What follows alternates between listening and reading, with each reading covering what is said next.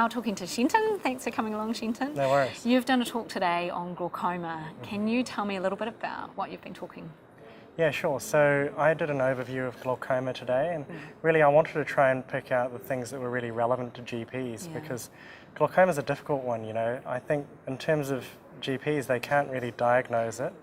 They don't start the treatment, and they can't monitor for response. So they might be thinking, well, is this of any use to me? But it is really useful, and it's very important because it's the leading cause of blindness in New Zealand, and that's irreversible blindness.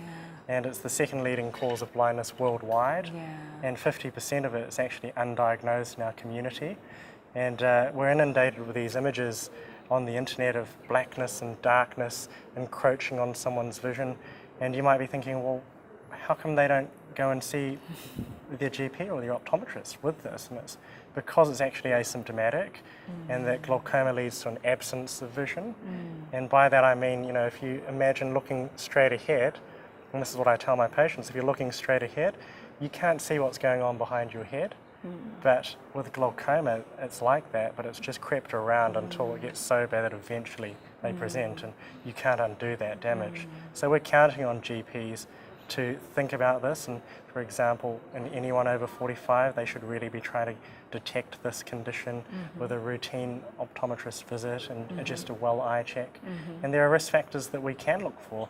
So the elderly is one thing, but myopia or short-sightedness is another, family history, steroid use, these things that we know about, but sometimes you just need a bit of a reminder that these are the at-risk patients to try and detect, you know, this 50% in the community that are going blind out there. It's a huge problem, isn't it? Yeah, it is, it really is. Are you seeing people at the far end of the spectrum, or are you seeing people early? That's a good question. So the hospital's inundated with glaucoma patients, and they span across the whole range. Okay. And so the ones at the end, you've pretty much missed the boat. The ones at the start, you've got a chance. The way I like to think of it is trying to work out, you know, the stage and the grade of their glaucoma if you borrow from tumour nomenclature. So if someone starts off with very advanced glaucoma, they're probably going to progress to a significant issue compared to someone who started early and who's not progressing very quickly. So it's about, for me, identifying the ones that are progressing rapidly or have started off very bad. And I know that those ones, they need perfect compliance to their treatment, which is what we rely on general practice to sort of reinforce, because they're the #1 prescriber of these drops.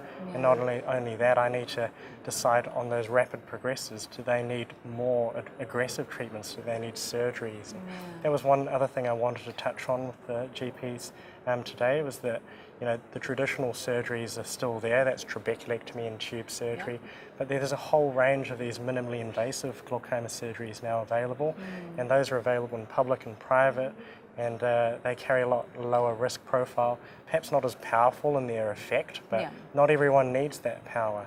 And so it's really an exciting time in glaucoma management. So we should be aware of it, especially, I guess, you know, as you say, knowing the risk factors, thinking about it when we're seeing our patients or our older patients, and knowing where to refer them or what to do with them, asking them to go and see their optometrist, explaining to them they may not have those symptoms that we presume they're going to have. That's right, and then, you know, what are the sort of other key things that you want people to go away with? So that diagnosis, getting that, following up with the medication once they are diagnosed. Is there anything else we can offer? I think the compliance is really critical because it's asymptomatic. So we're counting on as many people as possible to double check that they're actually on their treatment.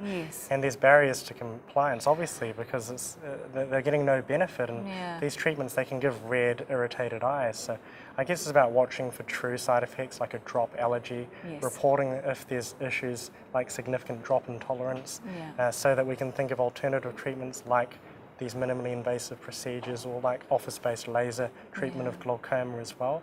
I think it's also obviously important for a GP to recognise acute glaucoma, which is very symptomatic. But, you know, we're taught pretty well through medical school, and that's actually a very small subset of people. For example, those who come in with an acute angle closure crisis, terrible vision, really red eye, a lot of pain, nausea and vomiting. So those, I think they're a bit easier than the More whole obvious, yeah. group of undiagnosed asymptomatic patients. Yeah.